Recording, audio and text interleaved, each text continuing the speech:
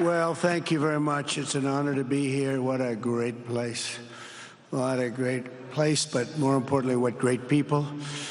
I want to thank His Royal Highness, the Crown Prince, for that incredible introduction. He's an incredible man. Known him a long time now. There's nobody like him. Thank you very much. Appreciate it very much, my friend. And it's a tremendous honor to return to this beautiful kingdom and be welcomed back with such extraordinary generosity and warmth. I've never forgotten the exceptional hospitality showed to us by King Salman, who's just, we talk about a great man. That is a great man. That is a great man, a great family. And that visit took place exactly 8 years ago. The graciousness of the royal family and the Saudi people is really unsurpassed, no matter where you go. Let me also thank the countless ministers, government officials, business leaders, and distinguished guests for that warm welcome. Very warm, and I know so many of you. I'd like to call out all of your names, but we have a lot of problems. We'd be here for a long time. We don't want that, so don't be upset. With this historic state visit, we celebrate more than 80 years of close partnership between the United States and the Kingdom of Saudi Arabia. Ever since President Franklin Roosevelt met with King Salman's father, King Abdul Aziz, aboard the USS Quincy in 1945, the U.S. Saudi relationship has been a bedrock of security and prosperity. Today, we reaffirm this important bond, and we take the next steps to make our relationship closer, stronger, and more powerful than ever before. It is more powerful than ever before.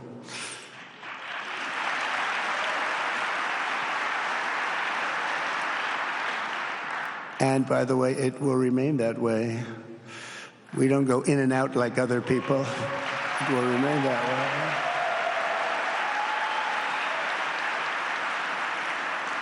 I've come this afternoon to talk about the bright future of the Middle East, but first let me begin by sharing the abundance of good news from a place called America. In less than 4 months, our new administration has achieved more than most other administrations accomplish in 4 years or even 8 years. We've actually done, for the most part, more. The day I took office, we inherited, thank you. Thank you. The day I took office, we inherited a colossal invasion on our southern border, an invasion like you'd never want to see here. Nobody should ever want to see it. But within weeks, we slashed illegal border crossings to an all-time low, down 99.999%. That's good, even for this great gentleman standing right in front of me. That's a good number. We had hundreds of thousands of people. They came in at the same time last year, and last month we had, in this massive border, 3 people that got in. That's quite a difference, and we have no choice but to get a lot of the people that came in because they were not the best people. They were, in many cases, very bad people. We're getting them out. We're getting them out very fast. We're bringing them back to where they came from. We have no choice. After years of military recruiting shortfalls, enlistments in the U.S. Armed Forces are now the highest in 30 years because there is such an incredible spirit in the United States of America. We have tremendous spirit again. Just about a year ago, it was a big story, front page on every paper all over the world, that nobody wanted to enlist in our military, meaning we were way under enlisted. And just last week it came out that we had the strongest enlistment. They say 30 years, but probably it's maybe ever. They don't go back that far. It's the best, and that includes police officers, firemen, everything else. Is a great spirit in the United States right now. A brand new poll from Rasmussen just showed that the number of Americans who believe the nation is on the right track, they have a right track, wrong track, is now the highest in over 20 years. And it hasn't been anything like this because for many years it was the wrong track. And I can tell you for the last 4 years it was definitely the wrong track. But it's the highest it's been in many, many years. We renamed the Gulf of Mexico into the Gulf of America. That was very popular, other than perhaps with Mexico. And most importantly, for the people in this room, the days of economic misery under the last administration are rapidly giving way to the greatest economy in the history of the world. We are rocking. The United States is the hottest country, with the exception of your country, I have to say, right? I'm not going to take that on. No, Mohammed, I'm not going to take that on. Wouldn't that be a terrible thing if I made that full statement? But I will not do it. You're hotter. At least as long as I'm up here, you're hotter. But groceries, gasoline, energy, and all other prices are down with no inflation. We have no inflation, and in a few short weeks, we've created 464,000 brand new jobs. Think of that. It's almost 500,000 jobs created just in a matter of weeks. We just reached a historic trade agreement with the United Kingdom, and over the weekend we reached a breakthrough agreement with China.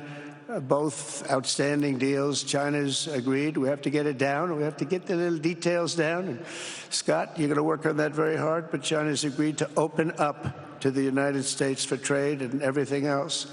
But they have to do it, so we'll see what happens. But we had a very, very good meeting with both of those countries. We are cutting 10 old regulations for every new regulation. We're getting rid of all of the red tape that is so many, frankly, countries, as they get older, they develop a lot of red tape, and we're getting rid of it. We're getting rid of it at record levels.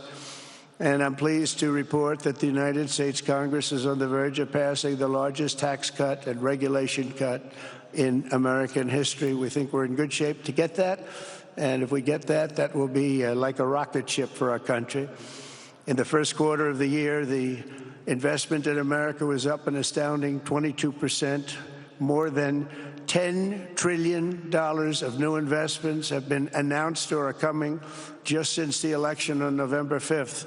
So think of that. In a very short period of time, we have over $10 trillion. And it could be much higher than that. Not everybody comes to the White House to have a news conference that they're going to be opening up in America, but they're all coming in at numbers that we've never seen before. If you take a look at other presidencies, they wouldn't do $1 trillion sometime in years. We did this in essentially 2 months because you have to say we got into office and they gave me about a month to clean up and fix up the Oval Office, and after that, we started working, and the money is pouring in, the jobs are pouring in, the companies are pouring into our country like we've never seen before. There's never been anything like it, and we let other people tariff us into losing a lot of money and a lot of jobs, and now we're tariffing them, and it's at a level that nobody's seen. It's a level that is making us a very much different country and a very different Republican Party. We won a tremendous victory in November. We won all 7 swing states, the popular vote by millions and millions of votes. The Electoral College, we won by 312 to 226. Remember, they said, well, we could get to 270. No, we got to 312. That's a big difference. And very importantly, we won counties throughout the United States, 2,660 to 451. That's why when you look at a map, they're all red. The whole country is red. Red stands for Republican. From the moment on and from the moment we started, we've seen wealth that just poured and is pouring back into America.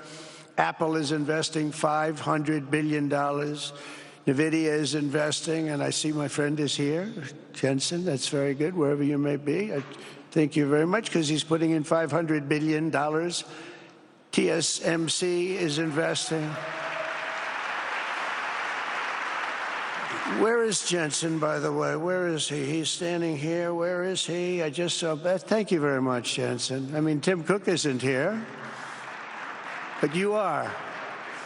What a job you've done. He said he's got 99% of the chip market. I don't know. That's not easy to beat, but what a job you've done. Thank you. We are proud to have you in our country. You know that.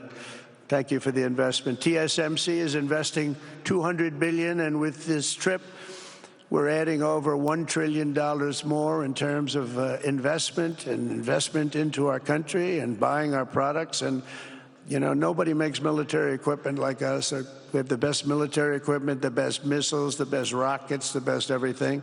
Best submarines, by the way. Most lethal weapon in the world. In addition to purchases of $142 billion of American-made military equipment by our great Saudi partners, the largest ever. This week, there are multi-billion-dollar commercial deals with Amazon, Oracle, AMD. They're all here. Uber, Qualcomm, Johnson & Johnson, and many, many more. So I want to congratulate everybody. So many great business executives, many of you, most of you I know. And they're coming in, you know, about a month ago. They weren't that happy when they saw me. And now they're saying, sir, you're doing a great job. Thank you very much. It's amazing what a rising market will do. Oh, it's going to get a lot higher. In fact, I told people 5 weeks ago, this is a great time to buy. I got criticized for that. Now they don't criticize me anymore. People should have listened. But it's going to go a lot higher. You're going to see, we've never had anything like this happen. It's an explosion of investment and jobs, and great companies are coming in. Never seen anything like it. There's no better place to make a future or make a fortune, or do anything, frankly, than what we have in the United States of America under a certain President, Donald J. Trump. I have the right attitude. I have the same attitude that the people in the front row, second row, third row have. As you get back, perhaps they start to wane a little bit in terms of their view. But they understand, and we're doing what a lot of smart people would do. And we're not necessarily being politically correct. You saw what we did yesterday with health care. We've cut our health care by 50 to 90%. You're going to see drugs and pharmaceuticals come down at numbers that nobody has ever seen. And drugs, pharmaceuticals, we think will be dropping. And it'll be a redistribution of costs with other nations, which really took advantage of a very nice group of people that ran our country. But not only is this a time of incredible excitement in the United States, it's also an exhilarating period right here in the Arabian Peninsula. Beautiful place, by the way. Beautiful place. Exactly. Thank you. Exactly 8 years ago this month, I stood in this very room and looked forward to a future in which the nations of this region would drive the forces of terrorism and extremism, drive them right out of existence, and take your place among the proudest, most prosperous, most successful nations anywhere in the world as leaders of a modern and rising Middle East. So exciting. So exciting. Mohammed, you sleep at night? How do you sleep? Huh? Just thinking.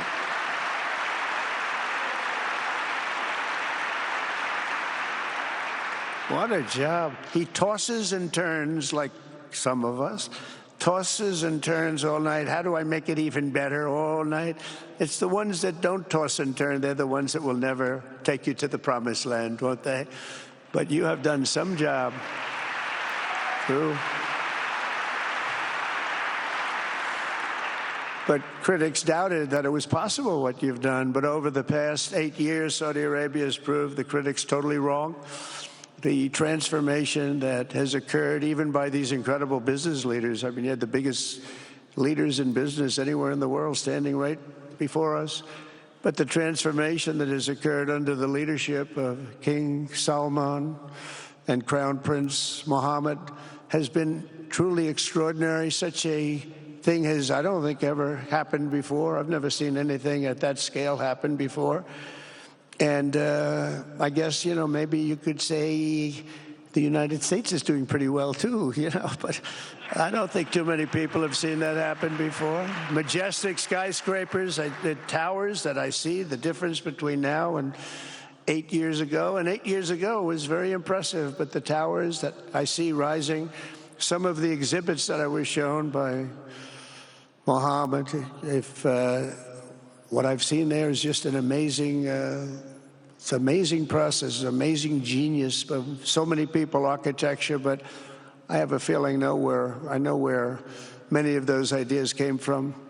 Happens to be sitting right in this room right before me, but the towers and all of the different, I've seen a lot of different towers. I didn't think there's any version of a tower that I haven't seen in one form or another. Well, I just passed 4 exhibits. I have never seen anything like any of them. So it's going to be very exciting. And they sit among the ancient wonders of a growing and exciting city. It's really amazing. Riyadh is becoming not just a seat of government, but a major business, cultural, and high-tech capital of the entire world. The World Cup is here. Johnny, just stand up, John. Johnny, thank you, Johnny.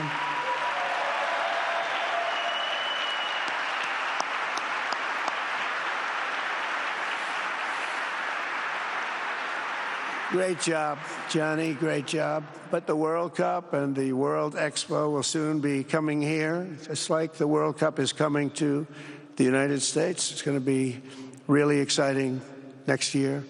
The engines of Formula One racing now roar through the streets of Jeddah in a historic milestone. Other industries recently surpassed oil. Think of it. All of your other industries now have surpassed oil. I don't know if a lot of people will understand what that means. It's so big to make up a majority of the Saudi economy for the very first time ever. So think of that. Other industries are now bigger even than oil, which is always going to be a big monster. It's a big one. But that's a great tribute to you and economic development properly used. In other cities throughout the peninsula, places like Dubai and Abu Dhabi, Doha, Muscat, the transformations have been unbelievably remarkable. Before our eyes, a new generation of leaders is transcending the ancient conflicts of tired divisions of the past and forging a future where the Middle East is defined by commerce, not chaos, where it exports technology, not terrorism, and where people of different nations, religions, and creeds are building cities together, not bombing each other out of existence. We don't want that.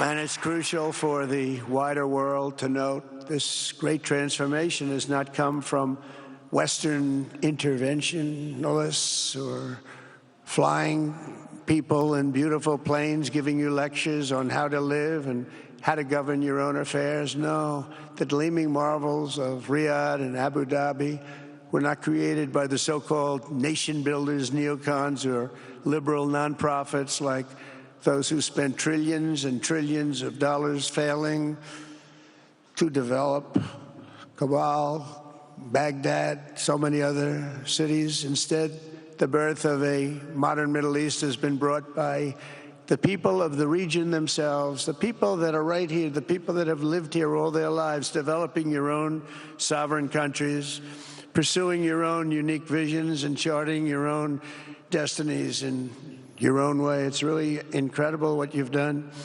In the end, the so-called nation builders wrecked far more nations than they built, and the interventionists were intervening in complex societies that they did not even understand themselves. They told you how to do it, but they had no idea how to do it themselves. Peace, prosperity, and progress ultimately came not from a radical rejection of your heritage, but rather from embracing your national traditions and embracing that same heritage that you love so dearly.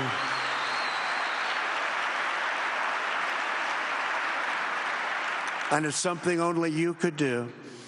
You achieved a modern miracle, the Arabian way. That's a good way.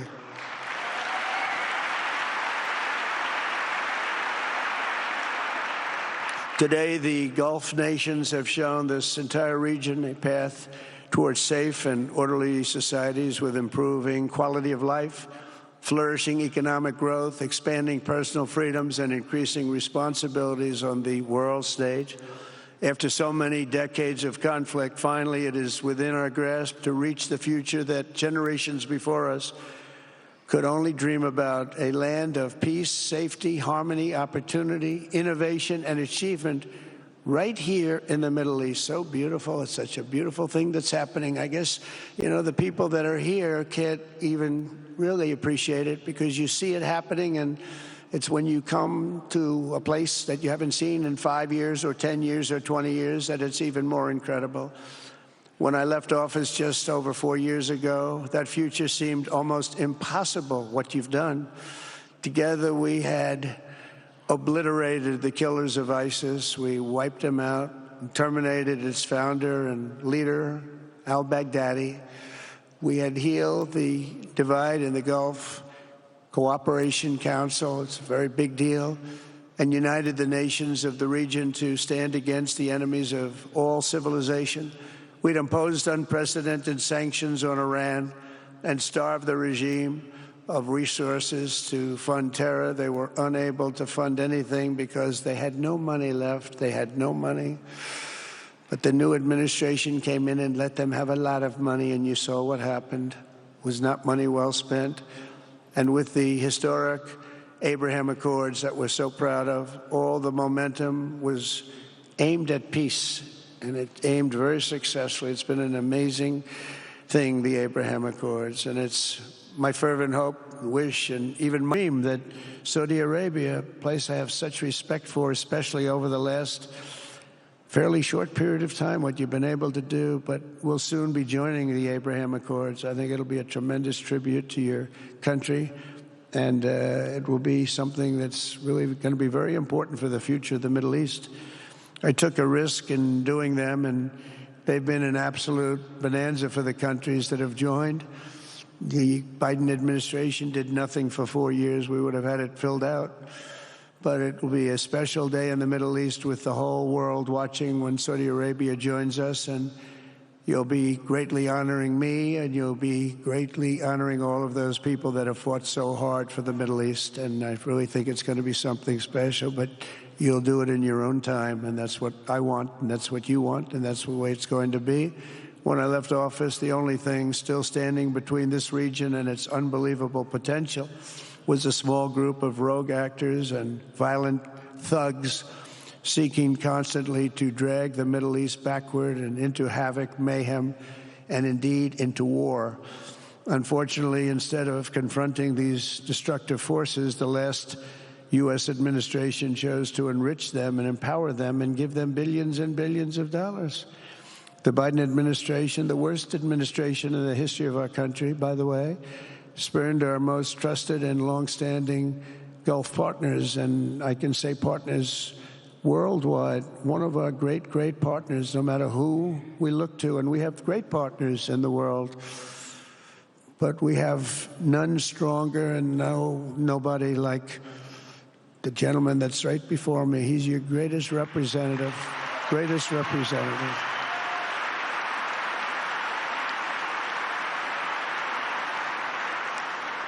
And if I didn't like him, I'd get out of here so fast. You know that, don't you? He knows me well. I do. I like him a lot. I like him too much. That's why we give so much, Too much. I like you too much. Great guy. They lifted sanctions on Iran in exchange for getting nothing, and sent the regime tens of billions of dollars to fund terror and death all over the world. And they laughed at him. They laughed at our leader. And they're still laughing at our leader. They thought him a fool.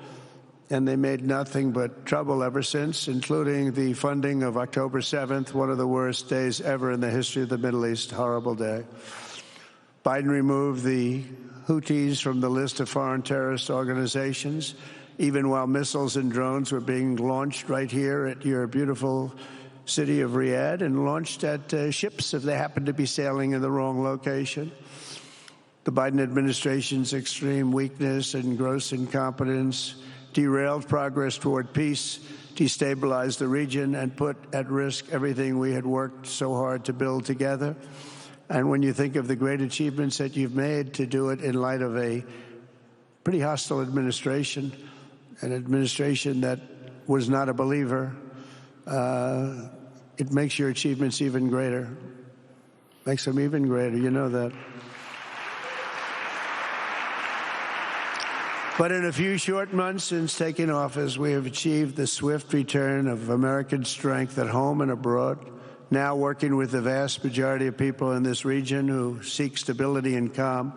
Our task is to unify against the few agents of chaos and terror that are left and that are holding hostage the dreams of millions and millions of great people.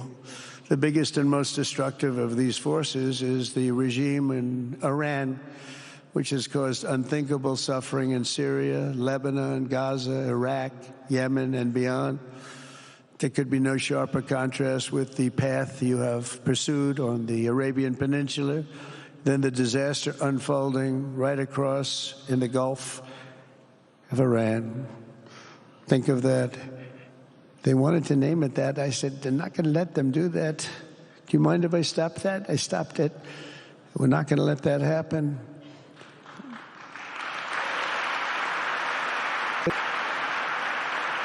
While you have been constructing the world's tallest skyscrapers in Jeddah and Dubai, Tehran's 1979 landmarks are collapsing into rubble and dust. They had it going for a little while under a much different system, but those buildings are largely falling apart, falling down, while you're building some of the world's biggest and most incredible infrastructure projects.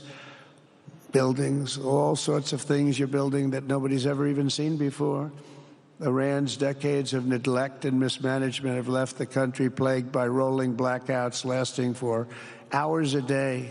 All the time you hear about it. While your skill has turned dry deserts into fertile farmland, Iran's leaders have managed to turn green farmland into dry deserts as their corrupt water mafia, it's called it the water mafia, causes droughts and empty riverbeds. They get rich, but they don't let the people have any of it. And then, of course, there's the key difference at the root of it all. While the Arab states have focused on becoming pillars of regional stability and world commerce, Iran's leaders have focused on stealing their people's wealth to fund terror and bloodshed abroad. Most tragic of all, they have dragged down an entire region with them. Countless lives were lost in the Iranian effort to maintain a crumbling regime in Syria. Look at what happened with Syria. In Lebanon, their Hezbollah proxies have pillaged the hopes of a nation whose capital, Beirut, was once called the Paris of the Middle East. Can you imagine? All of this misery and so much more was entirely avoidable, absolutely avoidable, and Mohammed knew that. He knew that. Smart people knew that. If only the Iranian regime had focused on building their nation up instead of tearing the region down. Yet I'm here today not merely to condemn the past chaos of Iran's leaders, but to offer them a new path and a much better path toward a far better and more hopeful future. As I've shown repeatedly, I am willing to end past conflicts and forge new partnerships for a better and more stable world, even if our differences may be very profound, which obviously they are in the case of Iran. I have never believed in having permanent enemies. I am different than a lot of people think. I don't like permanent enemies, but sometimes you need enemies to do the job, and you have to do it right. Enemies get you motivated. In fact, some of the closest friends of the United States of America are nations we fought wars against in generations past, and now they're our friends and our allies. I want to make a deal with Iran. If I can make a deal with Iran, I'll be very happy if we're going to make your region and the world a safer place. But if Iran's leadership rejects this olive branch and continues to attack their neighbors, then we will have no choice but to inflict massive, maximum pressure drive Iranian oil exports to zero like I did before. If you know that, they were a virtually bankrupt country because of what I did. They had no money for terror. They had no money for Hamas or Hezbollah, and take all action required to stop the regime from ever having a nuclear weapon. Iran will never have a nuclear weapon.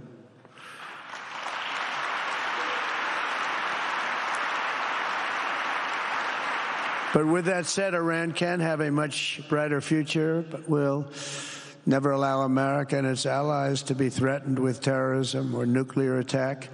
The choice is theirs to make. We really want them to be a successful country. We want them to be a wonderful, safe, great country, but they cannot have a nuclear weapon. This is an offer that will not last forever.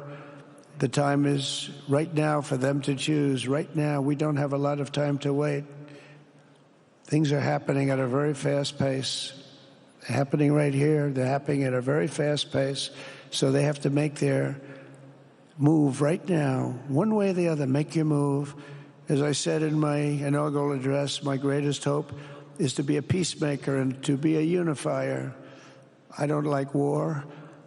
We have the greatest military, by the way, in the history of the world. You know, I rebuilt our military in my first 4 years and rebuilt it into the most powerful military there is. And you saw that when I knocked out ISIS in 3 weeks. People said it would take 4 years, 5 years. I did it. We did it in 3 weeks. Just days ago, my administration successfully brokered a historic ceasefire to stop the escalating violence between India and Pakistan. And I used trade to a large extent to do it. I said, fellas, come on, let's make a deal. Let's do some trading. Let's not trade nuclear missiles. Let's trade the things that you make so beautifully. And they both have very powerful leaders, very strong leaders, good leaders, smart leaders. And it all stopped. Hopefully it'll remain that way, but it all stopped. I was very proud of Marco Rubio and all of the people that worked so hard. Marco, stand up. What a great job you did on that. Thank you, J.D. Vance, Marco. The whole group worked with you, but it was a great job. And I think they're actually getting along. Maybe we can even get them together a little bit, Marco, where they go out and have a nice dinner together. Wouldn't that be nice? But we've come a long way, and it's could be, you know, millions of people could have died from that conflict that started off small and was getting bigger and bigger and bigger by the day. I've also been working relentlessly to end the terrible bloodshed between Russia and Ukraine, and very importantly, talks are being held in Turkey later this week, probably on Thursday, and they could produce some pretty good results. Our people are going to be going there. Marco's going to be going there. Others are going to be going, and we'll see if we can get it done. 5,000 people, young people for the most part, soldiers from Ukraine, soldiers from Russia. They're not from here and they're not from the United States, but they're souls. They're souls. I think usually, mostly, they're young, beautiful souls that left their parents waving goodbye, left their brothers and sisters. Goodbye, I'll see you soon. And they got blown to pieces. 5,000 on average a week are dying, and people are dying elsewhere in the region, but tremendous numbers like we haven't seen since World War II are dying, and I want to stop it. I want to stop it. It's a horrible war. Would have never happened if I were president. That's a war that would have never happened. October 7th would have never happened if I were president, because Iran had no money to pay Hamas or anybody else. They had no money. They were not looking to take care of them. They had to take care of themselves. They had no money. We stopped their oil effectively with the embargoes and sanctions. But let me take this opportunity to thank the Kingdom of Saudi Arabia for the constructive role that you've played in facilitating the Ukraine talks. And it really is, you've been amazing. You've made everything available to us. Thank you very much. Thank you. And if we get that settled, we'll pay a special tribute to what you've done. You really did lay a great groundwork. Thank you very much. Appreciate it. The West should not be dragging itself backward into another endless war in Europe, yet another endless war. We should stop the killing and work together to address the biggest long-term threats as one unbeatable team. Think of us as an unbeatable team. I mean, when you look at what you've done here, that's much more difficult than stopping stupidity. Think of it. It's stupidity. What you've done is much more difficult, and you did it better than anybody else has ever done it. As President of the United States, my preference will always be for peace and partnership whenever those outcomes can be achieved. Always. It's always going to be that way. Only a fool would think otherwise.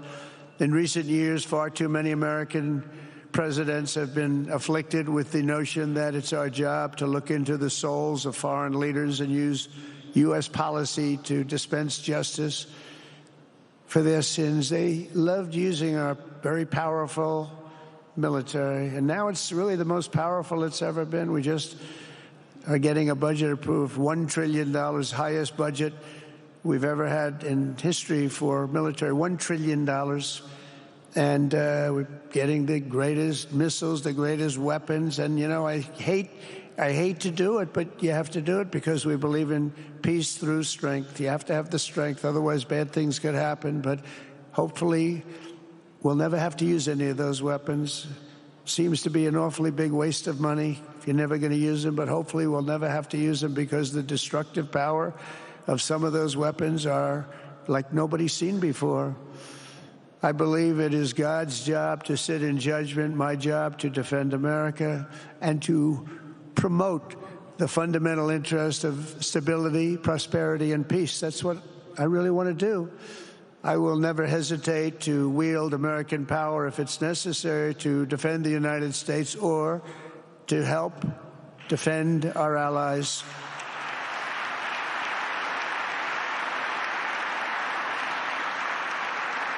And there will be no mercy for any foe who tries to do us or them harm. We will have no mercy. They understand that. That's why I've been pretty lucky. A lot of people think, you know, he's looking to fight. He's looking to fight, and things get settled. It's an amazing thing when they really think you mean it.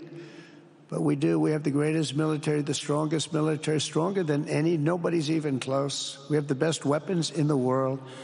But we don't want to use them. If you threaten America or our partners, however, then you'll be faced with overwhelming strength and devastating force. We have things that you don't even know about, you don't hear about. And if you did, you say, wow. In recent weeks following repeated attacks on American ships and freedom of navigation in the Red Sea, the United States military launched more than 1,100 strikes on the Houthis in Yemen. As a result, the Houthis agreed to stop. They said, we don't want this anymore. It's the first time you've heard that from them, too. They're tough. They're fighters. But just days ago, we were asked to cease targeting commercial. They were not going to be targeting commercial ships in any way, shape, or form, or anything American. And they were very happy that we stopped. But we had 52 days of thunder and lightning like they've never seen before. This was a swift, ferocious, decisive, and extremely successful use of military force. Not that we wanted to do it, but they were shooting down ships. They were shooting at you. They were shooting at Saudi Arabia. We don't want them shooting at Saudi Arabia if that's okay. So we hit them hard. We got what we came for, and then we got out. Since January 20th, the U.S. military has terminated 83 terrorist leaders operating across Iraq, Syria, and Somalia, including ISIS's #2 global leader. You read about that just recently. With the help of Pakistan, we apprehended the ISIS terrorists responsible for the attack on 13 American service members at Abu Ghait, that horrible, horrible disaster. During this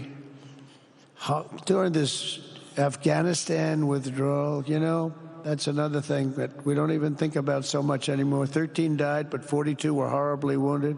But hundreds of people died overall, because I count the people on the other side. Hundreds of people, just grossly incompetent. It's probably why Putin decided to go into Ukraine, something he never would have done if I were president. But we wouldn't have had the problems of October 7th if I were president. We wouldn't have had Ukraine, Russia if I were president.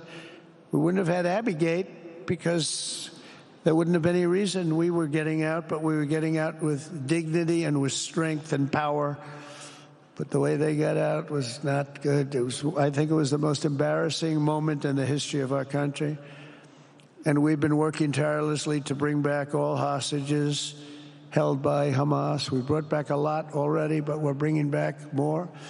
This weekend, we successfully negotiated the release of the last American hostage, Edan Alexander. Just came out a few hours ago, and we continue to work to get that war ended as quickly as possible. It's a horrible thing that's taking place. All civilized people must condemn the October 7th atrocities against Israel, which would never have happened again if you had probably a different president, but definitely if you had me as president. The people of Gaza deserve a much better future, but that will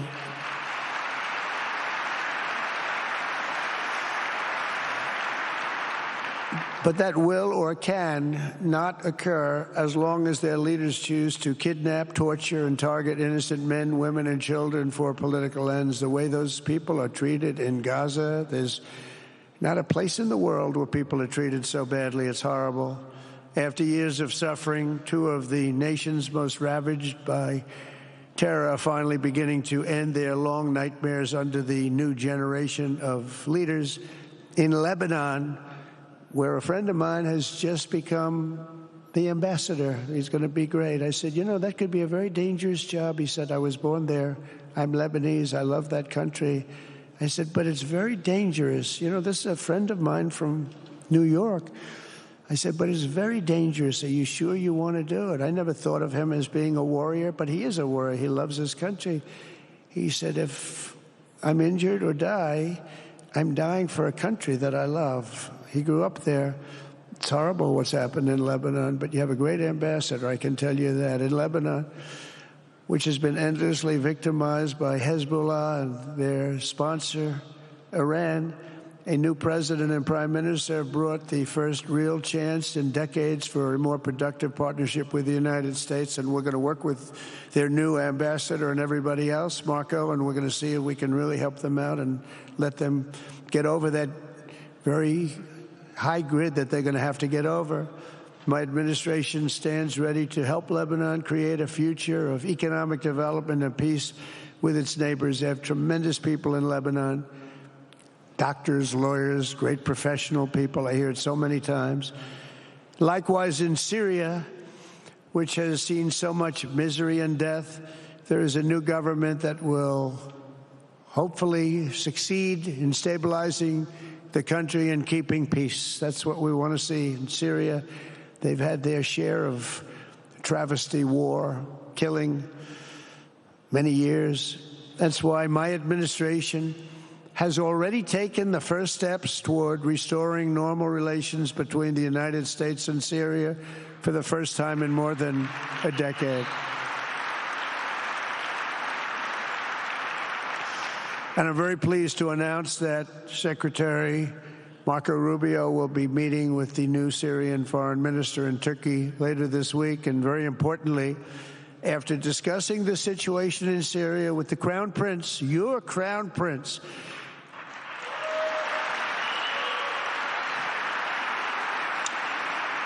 and also with President Erdogan of Turkey, who called me the other day and asked for a very similar thing, among others, and friends of mine, people that I have a lot of respect for in the Middle East.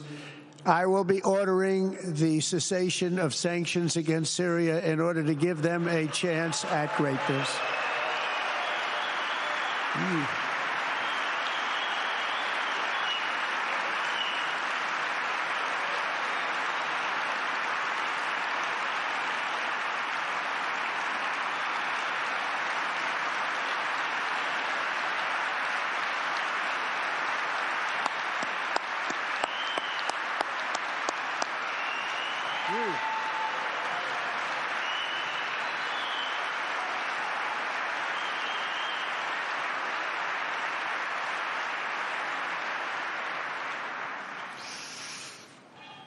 Oh, what I do for the Crown Prince.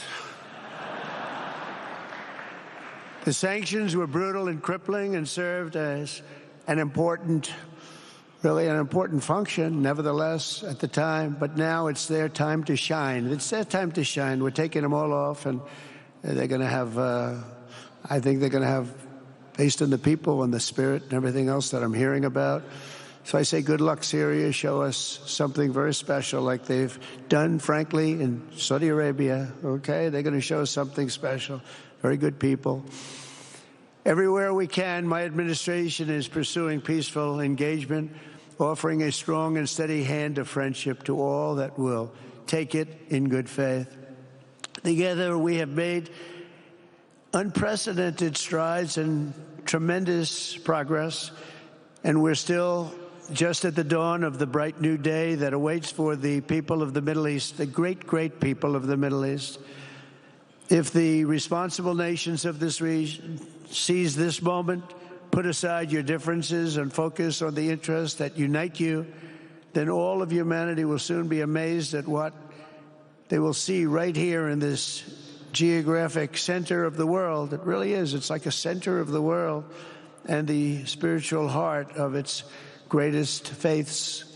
For the first time in 1,000 years, the world will look at this region not as a place of turmoil and strife and war and death, but as a land of opportunity and hope, just like you've done right here, a cultural and commercial crossroads of the planet.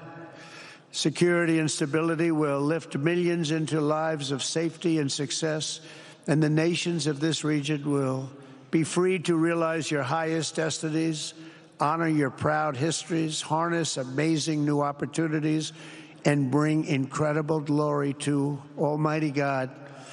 People will come from all over the globe to be inspired by the cities you build, the businesses you create, the technologies you invent, and the beauty, talent, and potential you unleash right in the hearts of your citizens. Each of you will be able to take tremendous pride in the legacy you will leave to your children, because you will have given them the ultimate blessings of prosperity and peace, so important. In the United States, we've launched the golden age of America. It's the golden age. We see it. We see it with all that money, trillions and trillions of dollars pouring in, hundreds of thousands of jobs coming in with it. And with the help of the people of the Middle East, the people in this room, partners throughout the region, the golden age of the Middle East can proceed right alongside of us. We will work together. We will be together. We will succeed together. We will win together. And we will always be friends.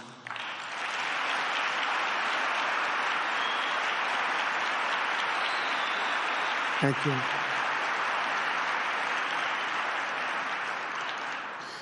So, Mohammed, I want to thank you again very much for having me. And as a representative of what I think is the greatest nation in the world, we are with you all the way, and you have a tremendous future. Thank you very much. And please pay my respects to your father. Thank you very much. Thank you.